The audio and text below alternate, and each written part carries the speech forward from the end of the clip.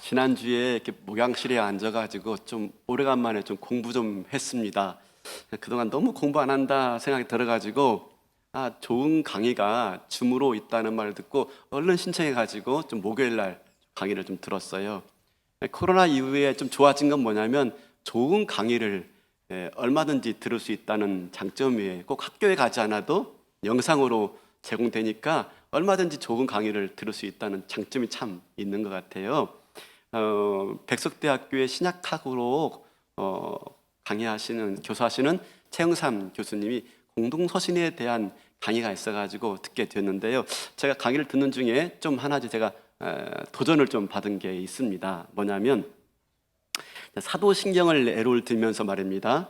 오늘날 목사님들이 설교 시간에 주제가 너무 편중되어 있다는 거예요. 그래서 고난받으신 예수님, 십자가에 고난받은 예수님, 또 부활하신 예수님은 많이 설교하는데 상대적으로 그 다음에 하늘에 오르사 하나님 보좌 우편에 앉아 계시다가 저리로서 심판으로 오시리라 하는 설교는 없다는 거예요. 그 말 듣고 보니까 진짜 그런 것 같아요. 십자가에 죽으신 예수님은 고난중한 때 많이 말씀하시고 또 부활하신 예수님 부활줄 때 많이 말씀하시는데 승천하시고 그 보좌 우편에 앉아 계시다가 다시 심판을 오신다 하는 말씀들이 적은 거예요. 그래서 안 되겠다, 말씀 좀 전해야 되겠다 해가지고 좀 말씀을 좀 전하려고 합니다. 예수님에 대해서 사도신경으로 한 4번, 5번 좀 말씀을 전할까 하는데 딱 맞아 떨어져요 이게. 그죠? 오늘 고난주간이니까 십자가에 죽으신 예수님, 다음 주는 부활주일이니까 부활하신 예수님을 말씀 전하고 그 다음 스케줄 따라서 좀 말씀을 좀 전하려고 합니다. 특별하게 또 이 사도신경으로 말씀을 전하는 게 의미가 있는 게 뭐냐면 우리가 지난 2주간 이단에 대해서 말씀을 또 배웠잖아요.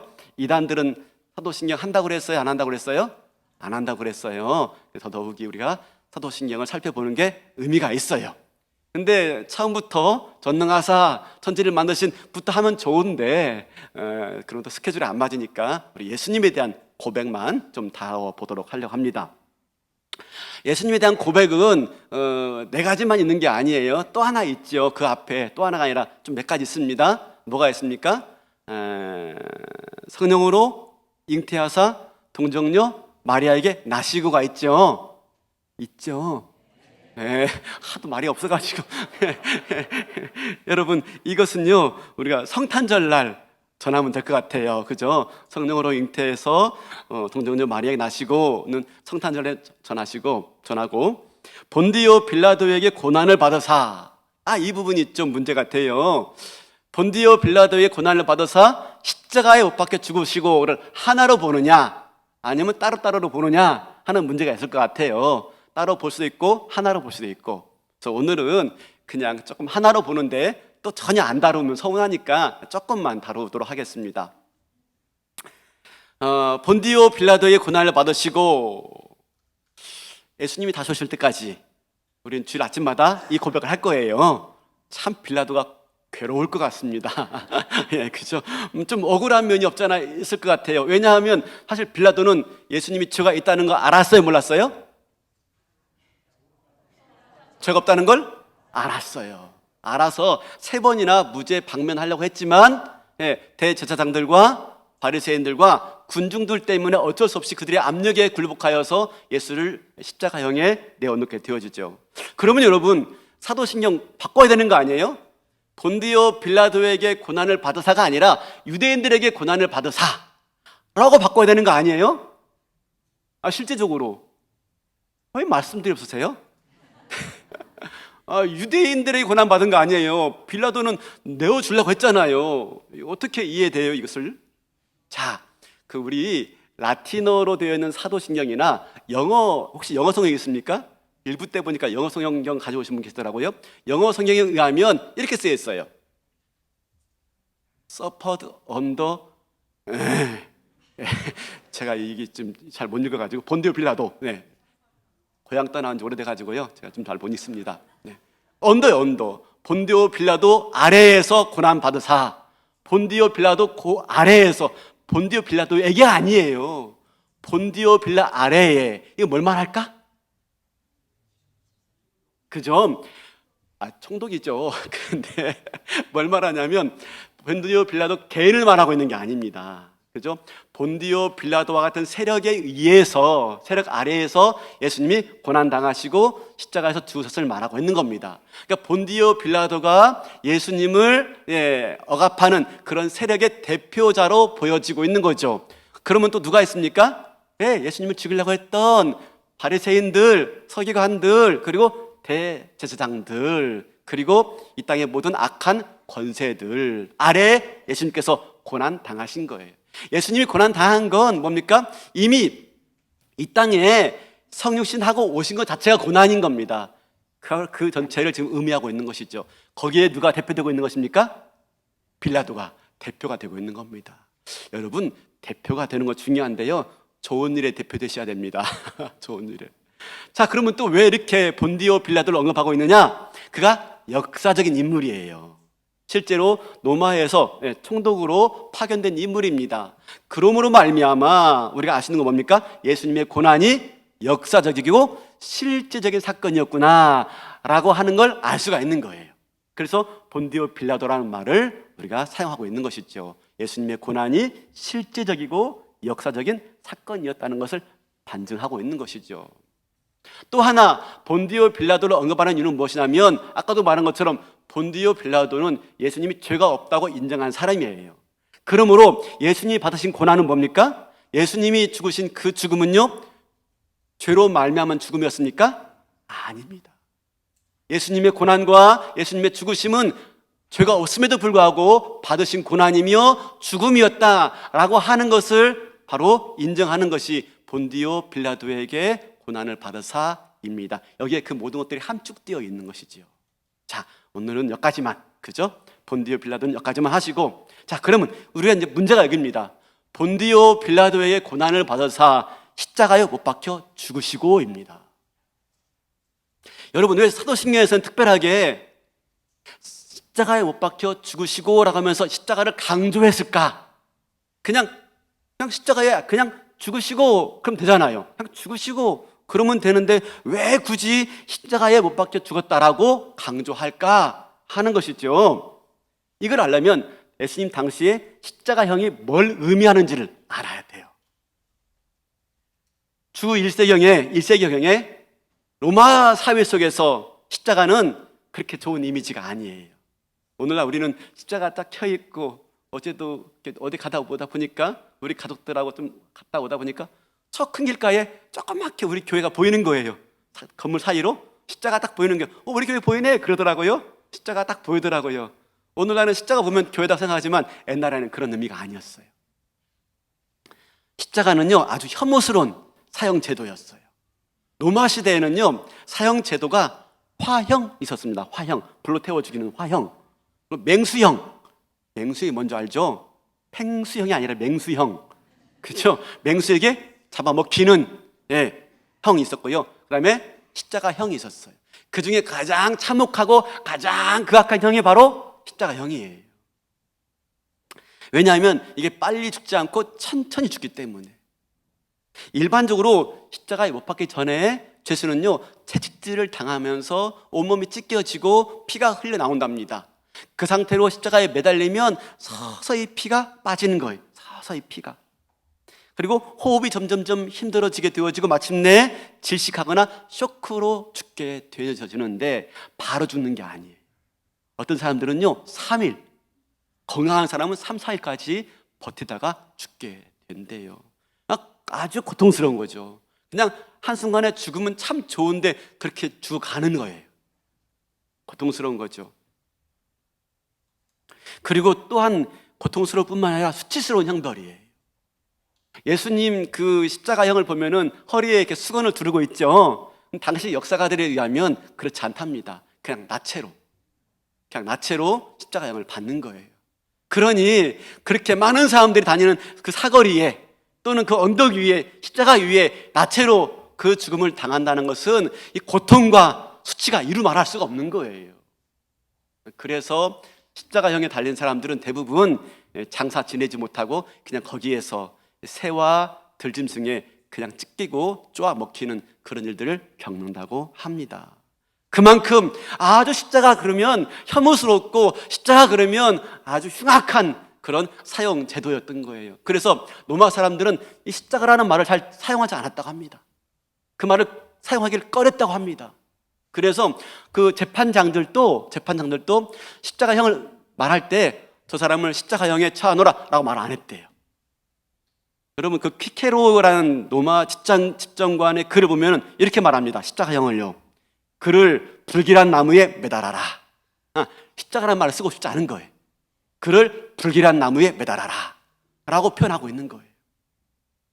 더 나가서 당시에 아주 쌍스러운 욕을 할 때요, 매우 상스러운 욕을 할 때 이렇게 말한대요. 에이 십자가에 매달 놈. 우리 뭐 그런 말 있잖아요. 에이 뭐 할 놈, 그죠? 네, 그와 비슷한 말이 뭡니까? 에이 십자가에 매달 놈. 그만큼 아주 참혹한 그 표현이 십자가에 담겨져 있었던 것입니다. 그에 비해서 유대 사회는 일반적인 사형 제도가 뭐였습니까? 유다 사회의 일반적인 사형 제도 뭐였죠? 석사, 박사, 석사 돌로 쳐 죽이는 거 말입니다. 그렇죠? 투석형 유머였는데 석사, 돌로 쳐 죽였죠? 돌로 쳐 죽였어요. 하나님의 이름을 모독한 자, 우상 숭배한 자, 가늠한 자 돌로 쳐 죽였어요. 그래서 복음서에 보면은 가늠한 여인 데려 나왔을 때 바리새인들이 묻죠. 예수님 이 사람 어떻게 할까요? 율법에 의하면 돌로 쳐 죽이라고 했는데. 그래서 유대 사회는 돌로 쳐 죽이는 거예요. 그러면 유대 사회에는 십자가형은 없었는가? 예, 없었어요. 구약을 봐도 문헌에 봐도 없었어요. 그런데 딱 한 군데 뭐가 있습니까? 돌로 쳐 죽인 다음에 그 시체를 나무에 매다는 경우는 있어요. 십자가형은 없지만 돌로 쳐 죽인 다음에 그 시체를 나무에 매다는 거예요. 그 여호수아에 보면은 이제 우리 성경 통독반 이제 이번 주가 여호수아를 읽는데요. 여호수아에서 보면은 여호수아가 가나안 땅을 정복한 다음에 아모리 족속 5명의 왕을 잡아 죽입니다. 그 다음에 그 시체를 나무에 매답니다. 그러면 왜 이 시체를 나무에 매달까 하는 겁니다. 나무에 매다는 이유가 딱 한 가지가 있어요. 죄송합니다. 뭐죠? 죄를 지었을 경우에 이와 같은 처벌을 받게 된다라고 하는 보여줌을 통해서 죄를 짓지 말라고 경고하는 의미예요. 그죠? 만약에 적의 시신을 매달면요, 그죠? 적들에 대한 경고죠. 우리를 대적하면 이렇게 될 거야 라고 하는 게 담겨져 있는 거예요. 뭐죠? 한마디로 말하면요, 본보기. 그러면 왜 예수님은 십자가형을 당했을까 하는 겁니다. 왜 예수님은? 유대인들은 사형을 처할 수 있는 권리가 없었어요. 로마의 소국이기 때문에 오로지 사형은 로마만 집행합니다. 그래서 그들은 예수님을 잡아서 빌라도 앞에 가가지고 뭐라고 하죠? 예수를 죽이소서 그랬습니까? 아니에요. 예수를 십자가에 죽이소서 그랬어요. 왜 그랬을까요? 왜? 아니야, 그냥 예수가 미우면, 예수가 싫으면 그냥 예수를 죽이소서 그러면 되는데 왜 십자가에 매다서서, 왜 십자가에 죽이소서라고 했을까 하는 것입니다. 그 이유가 무엇일까? 그리고 분명히 알기로는 십자가형은 로마의 사형 제도이고 유대 사회의 사형 제도는 십자가형이 없습니다. 뭐죠? 이들은 예수를 십자가에 달려 죽게 하고 싶었던 거예요. 그 이유가 무엇일까? 그 이유가 왜 예수를 왜 유독 십자가에 매달아 죽게 하고 싶었을까? 자, 우리 어디 보냐면 신명기 21장 22절 23절이에요. 사람이 만일 죽을 죄를 범함으로 내가 그를 죽여 나무 위에 달거든 그 시체를 나무 위에 밤새도록 두지 말고 그날에 장사하여 내 하나님 여호와께서 내게 기업으로 주시는 땅을 더럽히지 말라.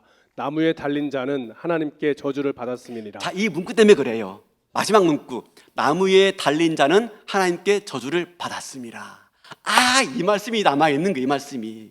그러니까 이 배경 속에서 유대인들은 십자가형은 뭡니까?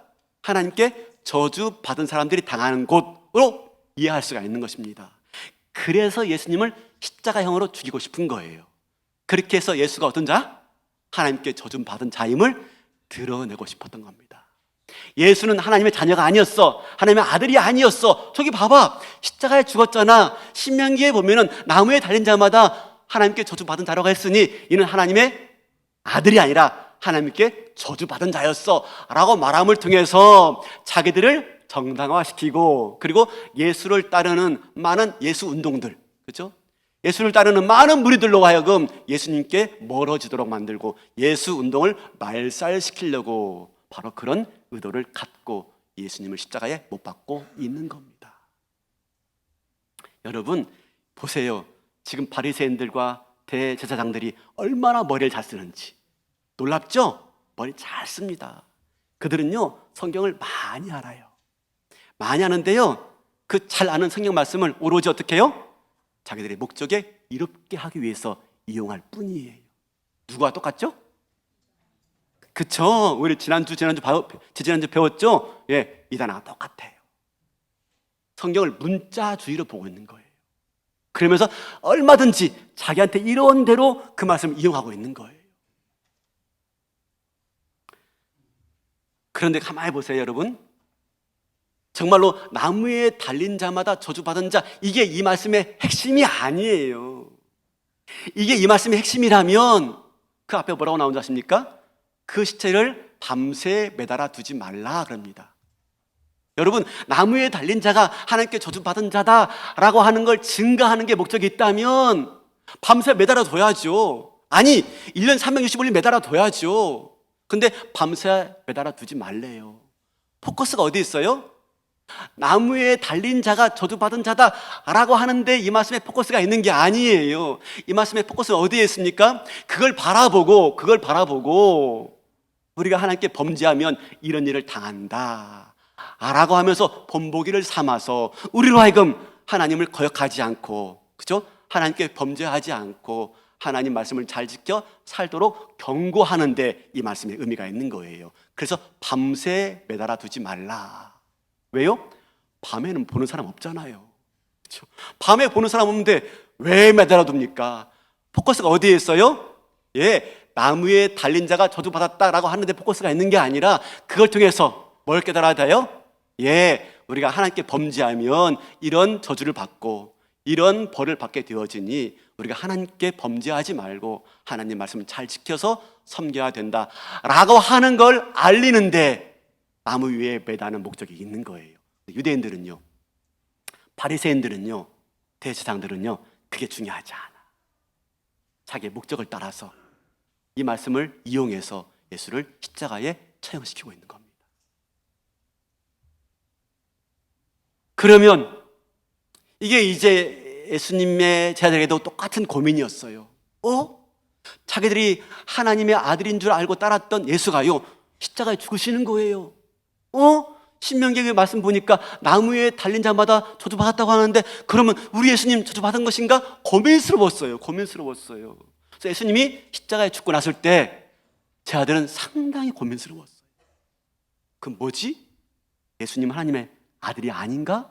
정말 저주받은 사람인가? 싶어서 어떻게 했습니까? 집으로 뿔뿔이 흩어졌어요. 에이, 집에 가야 되겠다. 그땐 꿈이었네. 꿈 한번 잘 꿨네. 아니면 에이, 고기나 잡으러 가자. 갔던 거예요. 그런데 예수님이 부활하시고 나서 제 아들은 비로소 십자가의 의미를 깨닫게 되었어요. 어디 봐요? 오늘 본문 말씀이에요. 갈라디아서 3장 13절입니다. 그리스도께서 우리를 위하여 저주를 받은 바 되사 율법의 저주에서 우리를 속량하셨으니 기록된 바 나무에 달린 자마다 저주 아래에 있는 자라 하였습니다. 지우지 마세요. 기록된 바 나무에 달린 자마다 저주 아래에 있는 자니 맞아요. 맞지만 예수가 자기 죄 때문에 저주받은 거예요? 아니란 말입니다. 어떤 저주를 받은 겁니까? 우리를 위해서, 우리가 받을 저주를 예수님이 십자가에서 대신 받은 거예요. 사랑하는 성도 여러분, 예수님은 죄가 있어요, 없어요? 없어요. 그걸 어떻게 확인했어요? 부활 사건, 부활 사건. 여러분, 부활 사건은요, 초자연적인 사건이에요. 이건 사람이 만들어낸 일이 아니에요. 이건 하나님 역사하신 사건이에요. 하나님이 역사했다면 그게 옳다라고 인정한 겁니다. 예수가 옳다. 예수가 한 모든 것들이 옳다 한 사건이 부활이에요. 그럼 예수님은요, 죄가 없는 거예요. 근데 예수님이 십자가에서 저주로 돌아가셨다면 그 저주는 예수님의 죄 때문에 저주받은 게 아니에요. 누구의 죄 때문에? 우리의 죄 때문에 저주받아 돌아가신 사건이에요. 예수님은 우리의 죄를 대신 지시고 돌아가셔야만 됐습니다. 우리가 받을 저주를 대신 받으시고 돌아가셔야만 했던 것입니다. 그 방법이 뭡니까? 십자가. 예수님께서요, 여러분 아십니까? 빌라도가 신문할 때 한마디 안 하십니다. 얼마든지 예수님이 자기를 변호할 수 있었어요. 얼마든지 예수님이 무죄를 증명할 수 있었어요. 하지 않았어요. 어떻게 보면 예수님이 스스로 십자가를 향해서 걸어가셨어요. 스스로 십자가를 지러 가신 거예요. 왜요? 그 참혹한 십자가를 왜요? 그 추악한 십자가를 왜요? 그래야만이 우리의 죄를 사할 수 있기 때문에, 그래야만이 우리의 죄에 대한 하나님의 저주를 십자가에서 온전히 자기가 받아낼 수 있기 때문에. 그래서 여러분, 십자가는 뭔지 아십니까? 십자가는요, 교환된 저주예요. 교환된 저주. Exchange curse. 우리의 죄로 말미암아 예수님의 십자가에서 하나님의 저주가 임한 거예요. 교환된 저주. 우리에게 임할 저주를요, 우리에게 임할 하나님의 저주를요, 십자가가 아니고는 예수님이 받아낼 수가 없는 거예요. 우리에게 임할 저주에 대한, 죄에 대한 저주값을요, 십자가가 아니고서는요 받아낼 수가 없는 겁니다. 그래서 예수님이 십자가의 길로 가신 겁니다. 왜요? 우리의 죄를 교환받아, 우리의 죄를 교환받아. 죄가 없으신 그분이 그 저주로 돌아가시기 위해서 십자가 외에는 다른 길이 없었던 거예요. 그 의미가 어디 담겨 있어요? 십자가에 못 박혀 죽으시고 담겨져 있는 겁니다. 그럼 우리가 이 고백을 그냥 할 수 있어요? 그냥 할 수 있는 게 아니에요. 거기에 뭐가 담겨져 있습니까? 예수님의 결단이 담겨져 있고요, 예수님의 눈물이 담겨져 있고요, 예수님의 각오가 담겨져 있고요, 예수님의 의지가 담겨져 있는 거죠. 우리를 위하신 그 예수님의 결단과 의지, 그것으로 인해서 우리가 받아야 할 저주가 십자가에서 다 사해지고 우리에게 진정한 자유와 기쁨과 그리고 생명이 주어진 줄로 믿습니다. 그래서 사도 바울이 이렇게 고백해요. 어떻게 고백해요? 갈라디아서 6장 14절 이렇게 말합니다. 그러나 내게는 우리 주 예수 그리스도의 십자가 외에 결코 자랑할 것이 없으니 그리스도로 말미암아 세상이 나를 대하여 십자가에 못 박히고 내가 또한 세상을 대하여 그러하니라. 자랑한다 하는 단어가요, 카우카오마이입니다. 카우카오마이. 이 정확한 뜻은요, 너무 좋아서 기뻐하고 즐거워한대. 너무 좋아서. 십자가의 비밀을 깨닫고 나니까 너무 좋은 거예요. 십자가 아니었으면 큰일 날 뻔했던 겁니다. 우리의 죄 문제를 해결할 수 없었던 것입니다. 어쩜 그렇게 그때에 노마로 하여금 십자가형이 들어오게 했고, 어쩜 그렇게 그 바리새인과 그 대제사장들의 일심에 의해서 십자가가 떠올랐고, 오히려 그걸 통해서 그들은 자기들의 목적을 위해서 십자가를 썼지만 하나님은 그들의 악한 욕심까지도 합력하여서 마침내 우리를 구원하시는 놀라운 구원의 방편으로 삼아 주신 거예요. 놀라운 하나님의 지혜가 나타나고 있는 것이죠. 놀라운 하나님의 은혜가 나타나고 있는 것이죠. 놀라운 하나님의 사랑이 나타나고 있는 것이죠. 그러니 십자가를 자랑하지 않을 수가 없는 거예요. 믿습니까? 할렐루야 하죠. 할렐루야. 내가 너무 좋아서 기뻐하고 즐거워한다. 여러분, 사도 바울의 감격을 아시겠습니까? 너무 좋아서 기뻐하고 즐거워한다. 그래서 우리가 붙잡을 수 있는 건 뭐밖에 없습니까? 십자가밖에 없는 겁니다. 십자가 외에는 소망이 없는 겁니다. 십자가를 붙드는 거죠. 우리에게 어떻게 구원이 이루어졌는지 가장 잘 설명하는 게 십자가입니다. 십자가 외에는요, 그 무엇으로도 우리의 구원을 설명할 수가 없는 것입니다.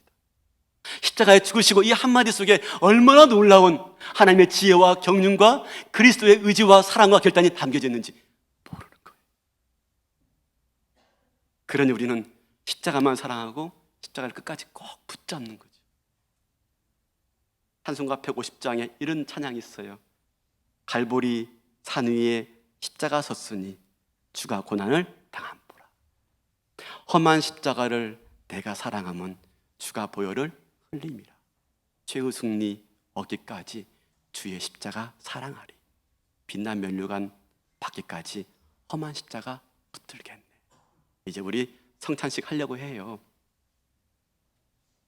예수님이 제정하시고 기념하라 했어요. 내가 올 때까지 기념하라. 근데 예수님은요, 자기를 기념하고 기억하라 라고 하는데 뭘 기억하랍니까? 자기의 죽으심. 다른 걸 기억하라고 하지 않아요. 나의 죽으심을 기억하라. 나의 죽음을 기억하라. 십자가에 못 박혀 죽음을 기억하라 라고 하면서 이 성찬식을 제정해 주었어요. 성찬식은 예수님의 십자가를 기념하는 거고요, 기억하는 겁니다. 예수님의 십자가의 죽음을 가장 아름답게, 가장 멋지게, 가장 드라마틱하게 극화시킨 게, 드라마로 만든 게 성찬식이에요. 오늘 이 성찬식에 참여하면서 십자가에 못 박혀 죽으시고 고백하는 그 고백이 다시 한번 주님의 은혜와 감격으로 바뀌게 되어지고, 놀라운 기쁨과 사도 바울처럼 기뻐하고 즐거워하고 자랑한다라고 말한 것처럼 십자가를 꼭 붙들며 자랑하며 사랑하는 저와 여러분 되시기를 주님의 이름으로 축원합니다. 한 가지만 애화 들고 마치겠습니다. 잘 설명하는 애화인데요, 십자가의 죽으심이 어떤 것인지를 잘 설명하는 애화인데, 이 애화만 들고 마치겠습니다. 실제입니다. 미국의 펜실바니아에 계신 한 장로님의 얘기인데요, 눈이 수북히 쌓인 어느 겨울날 강원도의 깊은 골짜기에 미국인 한 사람과 젊은 한국 청년이 서 있게 되었어요. 눈발을 헤치고 한참 들어간 끝에 한 무덤 앞에 이 두 남자가 서 있게 되었습니다. 미국인, 나이가 지긋지긋한 이 미국인 남자가 젊은 남자 청년에게, 한국인 청년에게 이렇게 말했습니다. 애야, 네 어머니의 무덤이란다. 네 어머니의 무덤이란다. 그러면서 지난 날을 이야기해 주는 겁니다. 6.25 동란 때였습니다. 한 미국인 병사가요, 쫓겨가지고 막 후퇴하다가 이 강원도 깊은 골짜기까지 도망간 겁니다. 혼자서. 더 이상 갈 데를 못 찾고 길을 헤매고 있는데 어디선가 이상한 소리가 들리는 거예요. 귀 기울여 보니까 아기 울음소리였어요. 어디지 찾아가 보니까요, 눈이 수북히 쌓여있는 곳이었어요. 신기하다 싶어서 그 눈구덩이를 헤쳤습니다. 깜짝 놀랐어요. 눈을 헤치니까요, 그 밑에 사람이 나왔는데요, 한 여인이 발가벗은 모습으로 엎드려 있는 거예요. 근데 그 밑에서 아기 울음소리가 나는 거예요. 여인을 들춰봤더니 글쎄, 여인이 입고 있던 그 옷에 이 아이가 2겹, 3겹, 4겹, 5겹 쌓여가지고 그 아이가 울고 있는 거예요. 피난을 가던 이 여인이 깊은 골짜기에 갇히게 되자 아이를 살리기 위해서요, 자기가 입고 있던 옷을 다 벗어가지고 아이를 감싸고 마침내 자기 온몸으로 아이를 품고 꿀안은 채 얼어 죽고 만 거예요. 이 모습에 감동했던 이 미군 병사가 땅을 파가지고 어머니를 묻어주고요, 어머니 품에서 울어대던 그 아이를 데리고 가서 자기 아들로 삼아 키운 겁니다. 이 아이가 청년이 되자 마침내 이 미군이었던 양아버지가 지난 이 아들을 데리고 그 골짜기 앞에 와서, 그 무덤 앞에 와서 지난 이야기들을 다 해준 것입니다. 어머니 한수 앞에 찾아온 거죠.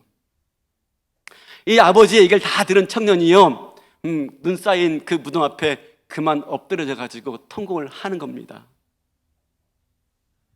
한참 만에 청년은 자리에서 일어나 가지고 자기가 입고 있던 옷을 하나씩 벗기 시작합니다. 그리고 무덤 위에 쌓인 눈을 정성스럽게 다 치우고 그 무덤에 자기가 입고 있던 옷을 덮어드린 겁니다. 마치 벌거벗은 그 어머니의 몸 위에 그 옷을 덮어주듯이 그 무덤 위에 옷을 덮어주게 된 겁니다. 그러면서 이렇게 울부짖는 거예요. 어머니, 얼마나 추우셨어요? 그 어머니는 자기 아들을 살리기 위해서, 그죠? 자기가 입고 있던 옷을 다 벗어가지고 아이를 살려주고 자기는 떠나갔던 거죠. 우리 예수님. 이걸 알게 된 이 청년이 그때부터 나이가 먹어서 한국에 오기 어려울 때까지 매해 찾아와서 그렇게 무덤 앞에서 울며 통곡하며 옷을 벗어서 그 무덤을 덮어주곤 했다고 합니다. 사랑하는 성도 여러분, 우리 주님은 우리의 연약함을, 부끄러움을 감추기 위해서 예수님의 옷을 벗어서 우리를 덮어주신 겁니다. 사랑하는 성도 여러분, 우리가 당할 저주를 대신 십자가에서 받아내신 겁니다. 우리가 받을 저주를. 그리고 예수님이 죽으심으로 우리를 그 저주로부터 구원해 주신 것입니다. 오늘 십자가에 못 박혀 죽으시고 이 한마디에 담겨져 있는 어마어마한 은혜와 감동과 의지와 결단과 하나님의 놀라운 경륜을 발견하시고 다시 한번 기뻐하며 감사하는 이 시간 될 수 있기를 바라겠습니다.